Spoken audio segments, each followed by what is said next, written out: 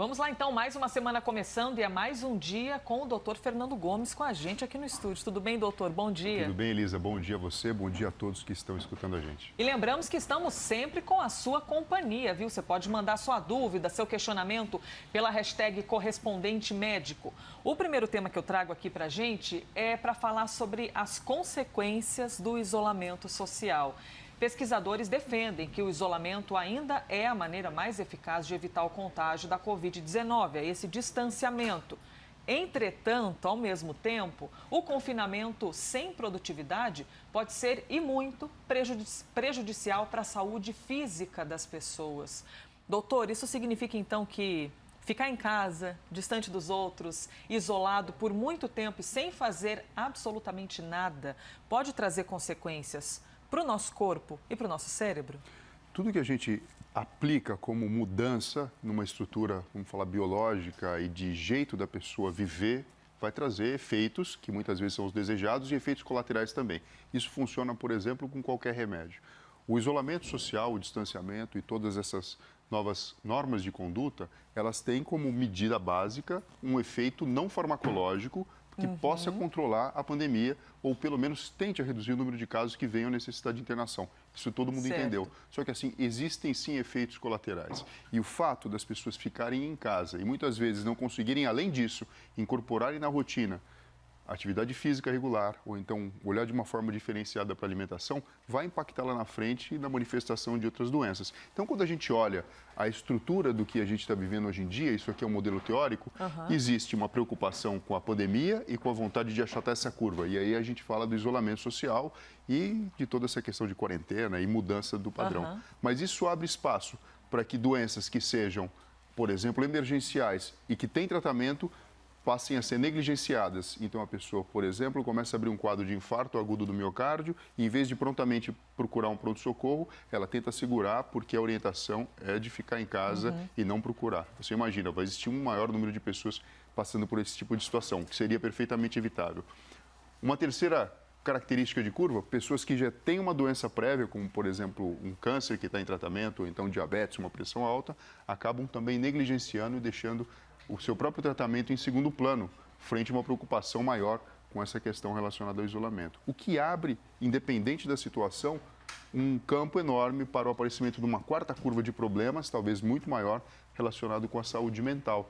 E que uma coisa impacta na outra. Imagina um paciente que de alguma forma está em equilíbrio tratando uma doença crônica, que de repente entra num quadro de ansiedade ou depressão, ele pode ter um desfecho negativo, não favorável, de uma forma muito mais fácil do que anteriormente. Algumas pessoas, então, que têm doenças crônicas, que já têm aquele sofrimento todo dia e ainda ganharam a preocupação da Covid-19, quando elas saem daquele ciclo de rotina, quando tudo parece que vira de cabeça para baixo, pode ocorrer o fato de elas passarem a se cuidar um pouco menos, independentemente dos exercícios físicos, mas a própria rotina, às vezes, de uma alimentação, de algum tratamento que tenha de fazer? Sim, porque você desvia o foco de atenção dessa pessoa para a questão da primeira curva. Então, tudo acaba sendo monótono e simplesmente focado nisso. O que, de fato, é válido num primeiro momento, num primeiro instante, compreensível. Mas, a longo prazo, essa orientação ela é mais complexa. Não adianta você só passar esse recado e não conversar sobre tudo isso que a gente vem falando aqui constantemente, inclusive no quadro correspondente médico, para a população. Porque isso é muito importante. A gente, na verdade, está tendo um convite para ter um estilo de vida mais saudável, independente de comprar coisas, de fazer um plano numa academia ou de se preocupar com algo muito mais formal, de contratar um nutricionista ou algo assim. É o momento da gente olhar para a vida da gente mesmo, se entender e traçar um plano diferente de estilo de vida. Eu quero destacar aqui, doutor, essa quarta curva que o senhor falou que é da questão emocional. Até porque existe um grupo de pessoas que acredita que tem de cuidar, que isso aqui é real, que pode fazer mal, e aquele grupo que acha que a emocional é besteira, é coisa dos fracos, eu não vou me preocupar com isso. Mas essa curva dos problemas emocionais, seja ansiedade, estresse, desencadeado em qualquer setor, na alimentação, a pessoa ficar deprimida, não conseguir trabalhar direito, ela pode prejudicar quem está aqui nesse grupo com as doenças, ou seja, o emocional prejudica quem já tem uma doença crônica? Prejudica. Você abre portas para que essa doença crônica se manifeste da pior forma possível.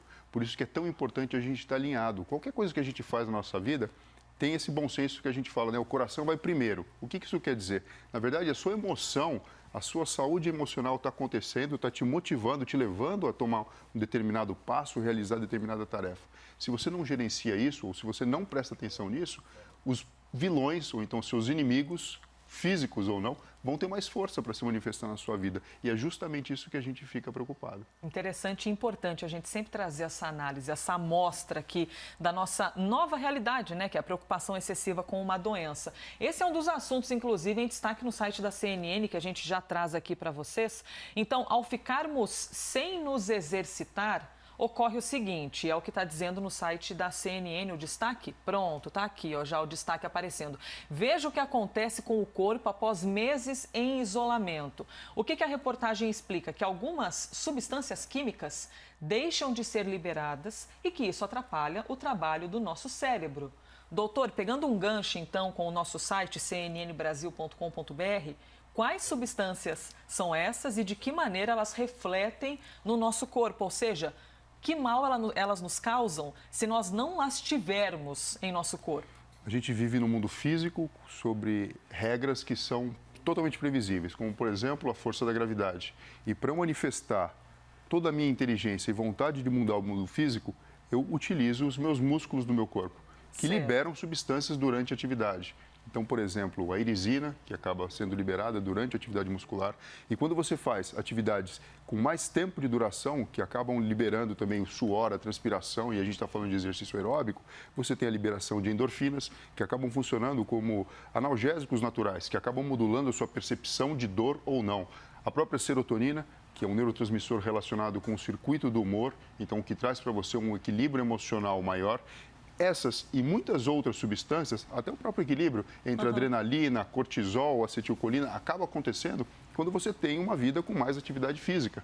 Isso é extremamente importante para a saúde do seu cérebro e, consequentemente, para a saúde da sua mente, para que você possa viver com menos ansiedade, não ter o risco de desenvolver uma depressão e entrar dentro de um processo de equilíbrio que faça sentido para a sua vida. Todos nós liberamos todas essas substâncias ou algumas pessoas têm alguma anormalidade aí nesse sistema? Nós liberamos, desde que a gente faça o que é necessário para que isso aconteça. Então, atividade física regular. Não adianta a gente também só cuidar do nosso mental, dos nossos pensamentos, se a gente também não desenvolver um padrão de atividade física regular. É só atividade física? Atividade física, contato com a natureza, contato com a luz solar. Então, você imagina, existe o isolamento, existe um menor contato das pessoas com ambientes ao ar livre, ou existiu durante um determinado tempo. Você pode imaginar, né? Uma das fontes que a gente tem de conversão da vitamina D é a exposição da pele à luz solar. Se você oferece isso menos para o seu corpo físico, você pode imaginar que mais pessoas provavelmente estejam com hipovitaminose D. Então, são consequências que são previsíveis a partir do momento que a gente sabe como devemos nos comportar para oferecer mais saúde, Elisa. Hipovitaminose D é a falta de vitamina D? Falta ou então níveis mais baixos de vitamina D devido à falta de exposição à luz solar, por exemplo. Participe aqui da nossa conversa em #correspondente médico.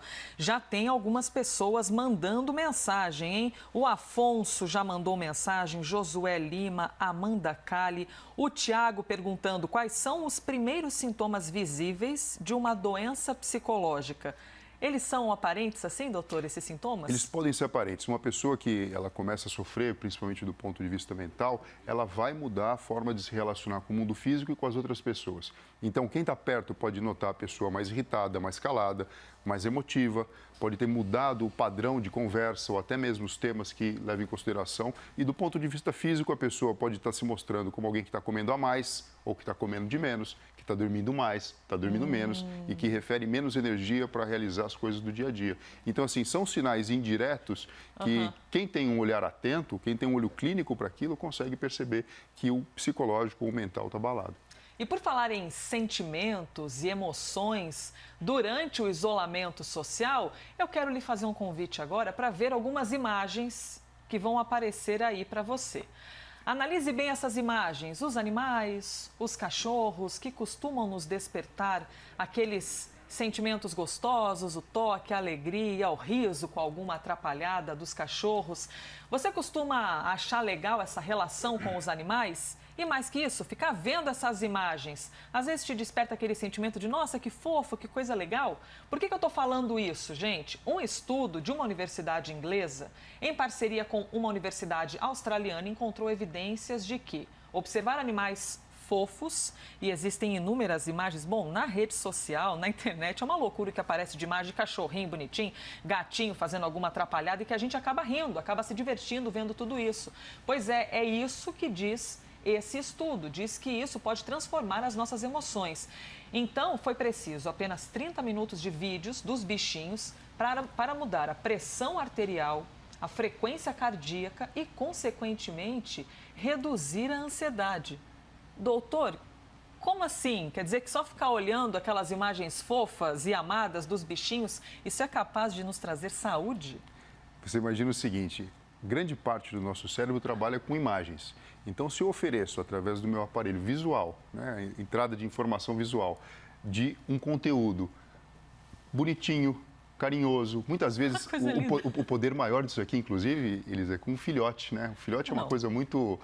tem um impacto muito grande. Parece um imã, você quer apertar, você quer criança, então leva o cachorro aqui quase que pendurado debaixo do braço. Você fica conectado. E quando isso acontece, o nosso sistema de alerta cerebral, ele tende a ficar mais tranquilo, mais relaxado. As amígdalas disparam menos e com isso você consegue estimular uma coisa chamada sistema nervoso autônomo parasimpático, que traz para o corpo físico tranquilidade, traz relaxamento, impactando na pressão arterial, então reduzindo o nível de pressão arterial, reduzindo a questão da respiração e da necessidade de a gente respirar numa frequência maior e provocando um senso de tranquilidade. Então, isso realmente acontece. Por isso que a escolha do que a gente assiste, do que a gente vê, do que a gente coloca para dentro do nosso cérebro em formato de informação é muito importante.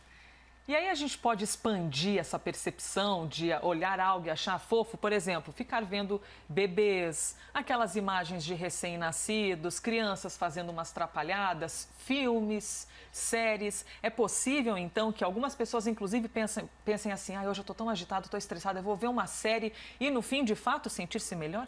Sim, isso realmente acontece. Acaba sendo uma farmácia, entre aspas, natural, que você pode fazer a cada dia, gerenciando a entrada de informação para dentro da sua cabeça.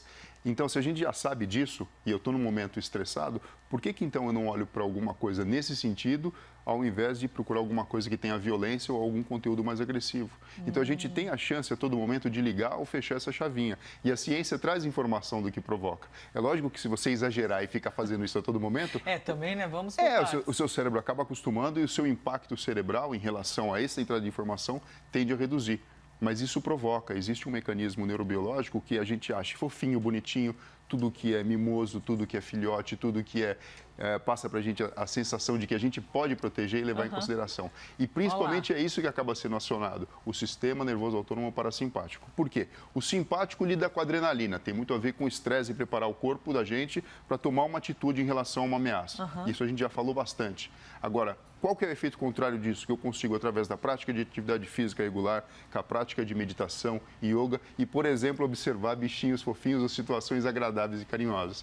Eu posso aumentar minha sensação de tranquilidade, que faz bem para a nossa saúde mental, eu consigo controlar minha frequência cardíaca e, inclusive, diminuir minha frequência respiratória, porque a minha demanda metabólica, ela fica no nível mais tranquilo, porque eu não estou tendo que ser preparado para lidar com um combate ou com algum agente que esteja me acometendo. Então, a gente não fica naquele estado de atenção que alguma coisa vai acontecer, a gente vai relaxando. E, doutor, você foi narrando aqui e logo eu já fiz uma conexão com a própria meditação. Porque quando as pessoas meditam, tem essa sensação de tranquilidade, uma frequência cardíaca diferente, a frequência respiratória. Então, a gente pode dizer que no meio daquele nosso bombardeio de pensamentos e preocupações, quando a gente para ficar observando essas imagens, seria uma pausa no cérebro para a gente dar uma descarregada, meio que um reset também ali nos pensamentos? E te trazer para um estado de equilíbrio diferente do que você estava vivenciando antes. Então, a meditação, ela faz isso através de técnicas de respiração e você não está mostrando uma coisa tão bonitinha ou fofinha como, por exemplo, isso que a gente viu dos animais. Tanto é que, inclusive, animais são utilizados hoje em dia em hospitais pediátricos, por exemplo,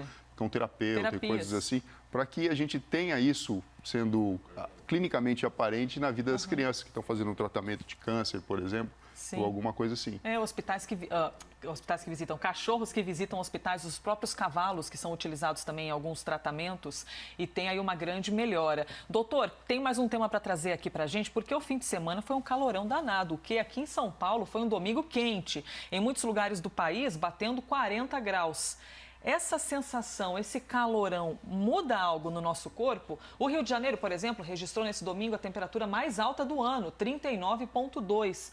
Só que a sensação térmica nesses lugares vai muito além, que é aquela relação do vento, né? Porque está muito quente, não tem uma brisa, não tem um vento, você passa a sentir mais calor ainda. Então, a sensação no Rio ultrapassou os 42 graus. Por causa disso, praias lotadas, apesar da permanência na areia ainda estar proibida. E agentes da Prefeitura do Rio multaram bares por aglomeração. Doutor, é sempre tão delicado trazer esse assunto, né? Porque, de fato, as pessoas estão cansadas, estão querendo ali a vida social, um pouquinho de sol, um calorão e, ao mesmo tempo, não pode. Mas esse tipo de atividade acaba mudando o nosso humor, ainda mais com um calorão na nossa cabeça, com aquele sol? Muda, você percebe como desafia, né?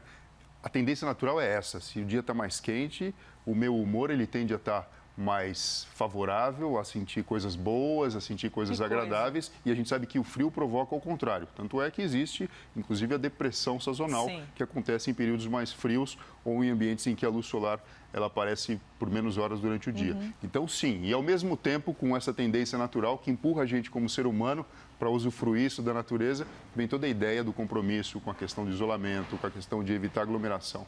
Então, acaba sendo um desafio para o cérebro, porque, por um lado, a resposta é sim, isso faz bem, é benéfico e traz saúde para dentro da nossa mente. E, por outro lado, a gente precisa usar isso com parcimônia, então, o caminho do meio. Pois é, mas o calor, de fato, ele pode causar algum mal-estar? Tem gente que fala assim, ai, tô fraco, tô me sentindo pesado, nem consigo respirar direito. Isso é só uma sensação por causa da quentura ou, de fato, o corpo reage ao calor? Dependendo do nível e dependendo da sensibilidade da pessoa, existe alteração física no corpo, sim. Porque a temperatura mais elevada, ela faz com que o nosso próprio corpo físico, o hipotálamo, onde está o nosso termostato natural, tenha que trabalhar para a gente liberar calor. Certo. Senão a gente ficaria quase como febril. Com isso, como o corpo funciona? Acaba tendo dilatação de vasos da periferia, então todos os vasinhos das extremidades ficam dilatadas e o sangue vai para esse lugar, porque fica mais fácil de dissipar calor. Quando isso acontece, existe uma tendência da nossa pressão arterial reduzir. Então, aquela sensação de moleza, de fraqueza, de falta de disposição, pode acometer algumas pessoas, apesar de todos aqueles outros benefícios que a gente falou, Sim, de um ambiente mais quente, mais ensolarado. Ou seja, os extremos nunca são benéficos. O legal é o meio termo ali, né? Nem tão quente, nem tão frio. Pelo menos para o ser humano se sentir bem. Mas o brasileiro vai se acostumando aí com essas oscilações. Muito bem, boa semana para todos nós, com muita água e atividade física sem ser naquele horário muito quente. É Bom isso aí, dia. Elisa. Bom dia, boa semana para você, boa semana também, Rafael Colombo.